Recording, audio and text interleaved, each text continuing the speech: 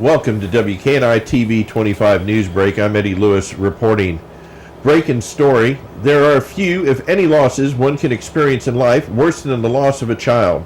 This everyone can agree upon. On January 31st, Velma Jean Humphrey, whose son Patrick Humphrey, that's O. Patrick Humphrey, had a history of mental health problems, decided to call 911 and ask for help as search for relief for his medication had been unsuccessful. Her hope was the medics or a trip to the emergency room could give him what he was needed. Patrick had never been a problem, nor had there been any history of violence. At approximately 3:15 a.m., a medic and his assistant entered the home and rushed into Patrick's bedroom. It is unclear whether proper EMS procedures were followed, but what is clear, Patrick did not give his consent to the medics to help him and repeatedly requested for them to leave his room. At some point, the argument turned physical when O'Patrick then forced his way outside of his home, and police were called to assist the medics. In a conversation with Headland EMS Chief Chad Hughes, he refused any comment, citing patient confidentiality confidentiality acts, and stated, "We can only give copies of our records to the victim. In this case, he is deceased."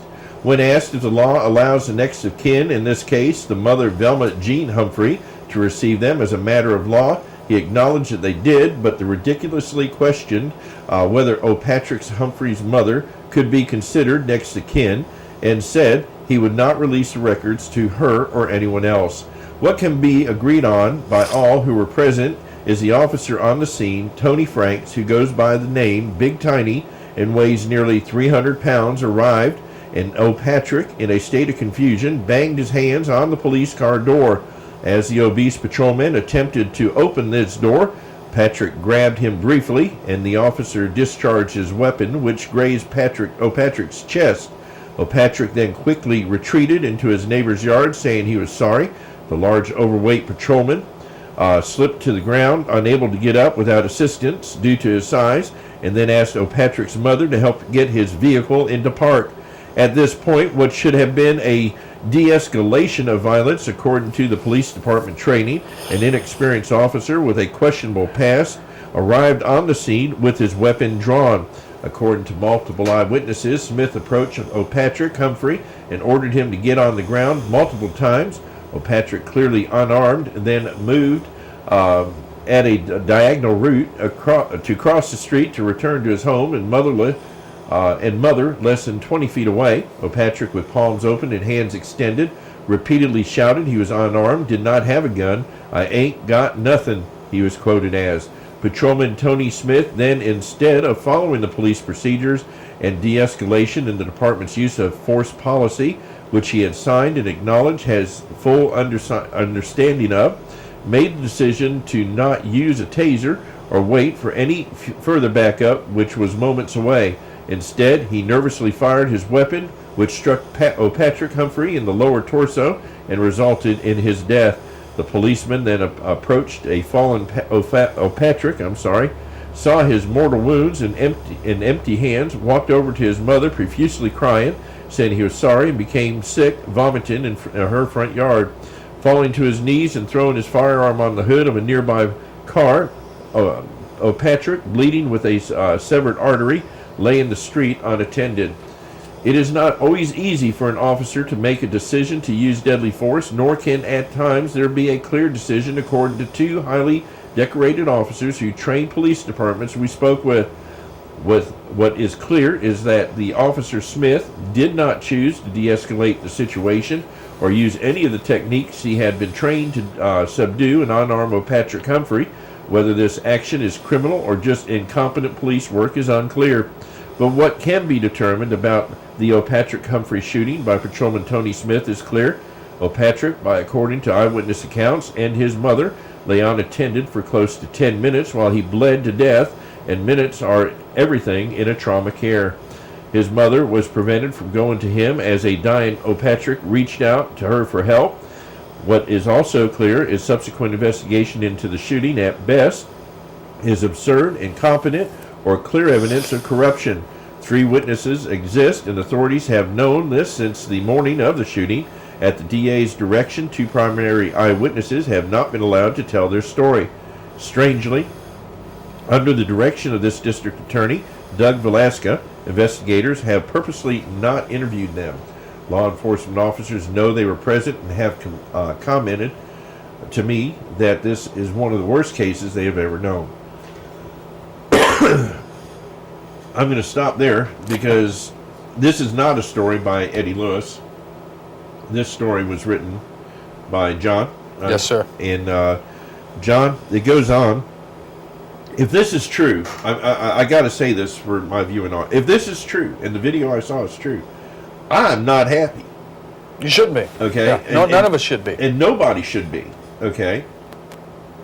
I mean, you put some personal innuendos in there. I mean, you know, you're I would say, kind of emotionally attached to this for a good cause. Okay? Because you feel that an injustice has been done, that a young man's life has been taken, and that the government is not allowing any type of ongoing investigation to be publicized, okay, to allow the tension to be withdrawn. It just seems they dig deeper and deeper into the hole. And that's what you're bringing out in this article. And can you tell us a little bit about this article? And I read it as a news report just to give it the strength of where you were going with it, because this is on your website, and it's also been on the New York Times. Is that correct? Truthout.org. Oh, truth. Okay. Truthout.org. And but tell us a little about what this. Well, I first I want to say on a personal innuendo, I would just say that we probably treated some of the law enforcement officers involved in this too kind. You know, and I just think that that's the tactful, respectful thing to do of everyone behind the back. You know, there's no lack of evidence here on records of some of the people involved. They're there. And they speak for themselves, and I think that the word questionable is being mild, okay? Now to the story, to be honest with you, when Pastor Glasgow and others held marches in Headland, half of our newspaper covers, you know, Henry County, like I stated, I was pretty skeptical. I was very skeptical, you know, if the truth is known. So I decided to just go down there, knock on doors, get out of my truck, out of my office, and actually go talk to people. You know, what I found out is appalling, okay? We checked these people out. They're well-established people in the community. One of them, my mother taught in school 20 years ago, and she's been in the public education here 40 years. There's no doubt about what they say. They're all willing to take lie detector tests. And what's appalling to me is that there's no way to sugarcoat it. The district attorney has refused that these people exist.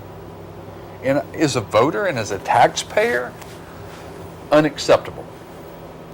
Now, he has picked a fight with my mother, who's the newspaper, not me. If you want to go to war with a black minister in Dothan and a 79-year-old retired school teacher that walks with a cane, have at it.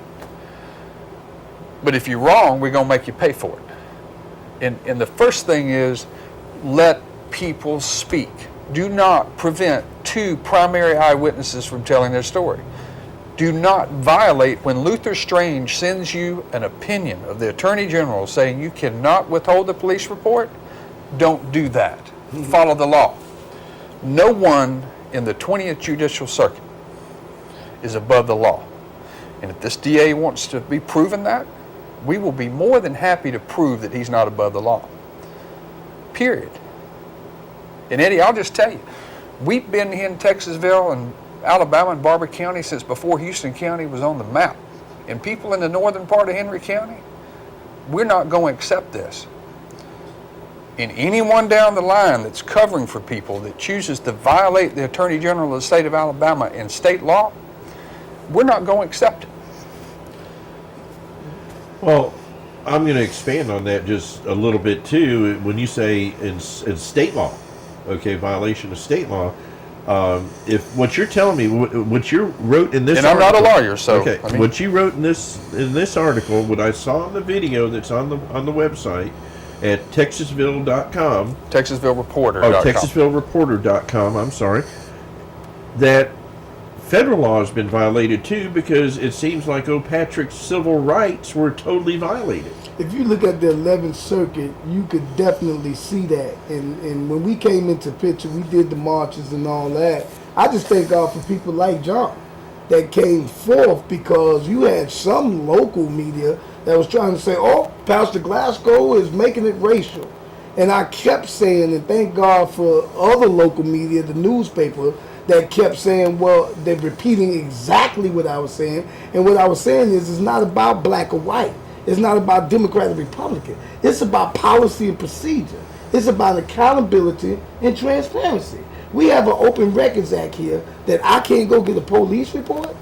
A mother calls me, I come, we do a vigil, then we can't get a police report. I have talked to that city council, the third time was about 2 weeks ago Monday, asking them for the police report, the employee file, redacting all this personal information in the training file of this officer. Still have yet to get it. We got the Patrick Humphrey package with 3 bills. That's the Open Records Act. That's House Bill 761. House Bill 762 was about training, recertification for use of deadly force. We got officers in Alabama that may have went through the academy 30 years ago that don't have to recertify in a classroom setting for use of deadly force. They go do firearms training, but it's not mandatory that they do classroom setting use of deadly force, and deadly force has increased. It's called continued education. Right, and we have police officers that don't have training in dealing with mental health patients. Now, correctional officers in jails and prisons, in working institutions, even in juvenile institutions, mandatory that they have mental health training, how to interact, deal with, take down, restrain without causing hurt, harm, or danger to themselves or to the patient. But we got law enforcement officers with firearms that causes death or takes people's lives that don't have to have this training, and that's where we came in as tops and started advocating for that. We got that accomplished. We got the bills introduced. They didn't pass, but they will pass next year, because most of the law enforcement agencies we've talked to totally agrees that this is necessary. Eddie, Yes. I'm going to contradict what Pastor Glasgow said. And I'm telling you this is, and it shouldn't matter, but you know, I think your listeners know that if this kid was out here at the Highlands or a country club in Dothan, Alabama, this wouldn't have happened at all. So I'm going to tell you, as a conservative Republican white dude, you darn right this is about race, and it's inexcusable. If Ricky Stokes is the one, I'll call him out, that said this making it racial. You know what? It is race. I believe it is. I believe it. I don't want that to be true at all. I didn't want to believe it. Well, let's clarify that, John, real quick. You're saying, that's my opinion. Okay, it's an opinion, but what I'm saying is, you're not saying that what Kenny Glasgow, Pastor Glasgow, is doing, okay, and what you're putting out is about race. Okay, your article may be slanted toward a little bit of racism, but you're talking about the government being racist. The system failed. Okay, and this is the same thing that happened in Sanford, Florida. Same thing. Okay, Same thing. And the same, but that's what is being said. Now, I'm not credifying or acknowledging that this is true or not, because Right. I'm just asking the questions here. But this is what I want to make sure I understand. You're saying you're not being a racist, okay, and you're not being a racist, Right. but the government's being a racist by not following through. Well, is that what I'm hearing? Yeah, and I would be careful with the government, because several law enforcement officers have come to me privately and said, you've got to speak up and do something about this. Someone has to speak up. And, all I can tell you is that we have a district attorney and a police chief, and presumably the mayor of Headland has some authority in this issue over the police chief. Collectively, they have chosen to violate state law, which is black and white, right? Don't take my word for it. Go to the Attorney General's website and read it. Unless there's an active criminal investigation, the public has a right to a copy of the police report. Okay? Further, Luther Strange sent us a copy of Bill Pryor's, former Attorney General's opinion on the matter that clarified it And I can tell you that the Headland Police Department had that. They had multiple requests by me. And I can tell you that the Headland Police Department told me they had to do what they were told. And the officer said, Doug Valeska, you have to get it from him. Come on. This is ridiculous. I don't care whether Doug is a Democrat or whatever he wants to portray himself to be. Over law enforcement. Well, let me say this. I'm not I'm going to tell you this. what power the DA has now that he has not acted upon, and I have waited long enough. And that is, since we produced, and I say we meaning me and the community and the people, we told him about the witnesses. He learned on the radio about the witnesses. He asked for witnesses to come forth, and he states that none of them came forth, in which, guess what? These witnesses don't listen to the radio. Why didn't you go to their house? He knew about the witnesses because the complaint that was filed by Jacoby and Myers, who are the lawyers, the attorneys for Velma Jean Humphrey and Robert Lowe, put it in the complaint that there were other witnesses. And we have asked him. Personally, I have asked him to reopen the case. And that has not happened. Now, he has the authority to do that.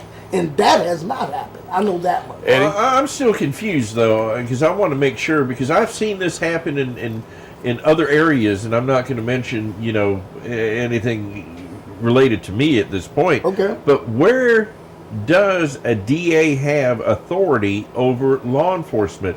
The sheriff of the county is the most powerful law enforcement officer in the community. Okay, that's what I'm told. That the game warden. Well, in Headland, Alabama, the game warden and let me finish. Not just that. Go ahead. Okay, but also Coroner. the coroner. Right. Okay, the coroner is the only one that can arrest the sheriff.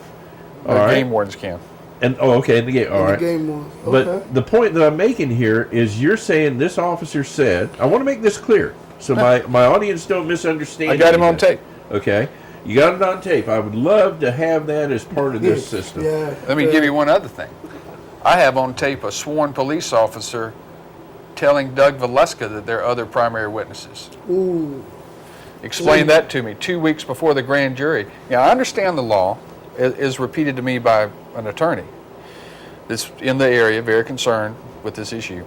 The police chief and the district attorney, it is really at their discretion on who they choose to interview. Exactly. There could be a murder and a witness in broad daylight, and the police chief and the DA can choose not to interview the witness and not present it. That's their choice.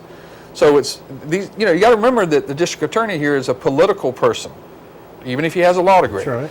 And so the only people that can hold him accountable at this point by making this decision, which I tell you one more time, as a Republican conservative white dude, I strongly now believe, suspect, and feel that this is racial. This is racial. And we cannot tolerate it. Well, who told us in the beginning that we couldn't get this, or he would have to check with his attorney, was the mayor.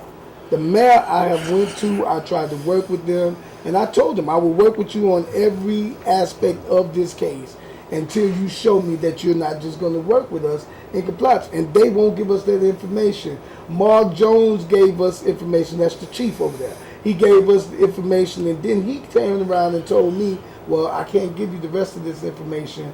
It's up to the mayor. I went to the mayor, and I have yet to receive the phone call from him to pick up this information. As of this date, the two witnesses that you've seen on that video have yet to receive anyone knocking on their door or talking to them besides this gentleman right Explain here, that John to me. Carroll. The next thing I want to explain say that. is that Velma Jean Humphrey got a subpoena to be at the grand jury 10:15 p.m. to be there 9 o'clock the next morning. Now, where does that happen, sir? How is it possible? Yeah, I know cows, so I'm not a police officer. Can we talk about cows in the next segment? Okay, we're up against the clock, and I want to make sure that we get there. My question, and I want you to go ahead with your train of thought when we come back, but for part 3, I don't understand how DA can empower himself over a police chief or law enforcement over state law Well, Okay? Well, the And problem then is, look at the state Sure. law. I We're going agree to have with to look at the state laws. Well, that's as where I was That's why going. I brought those bills That's into why I town. was going there. Yeah, Okay. that's why we brought up the Patrick Humphrey package. That was the first thing that I seen that we would have to do in this case. Folks, thanks for tuning in, and thanks for watching us here at WKNI TV 25 on this special report. We're going to go into part 3 right after these messages. Thanks for tuning in.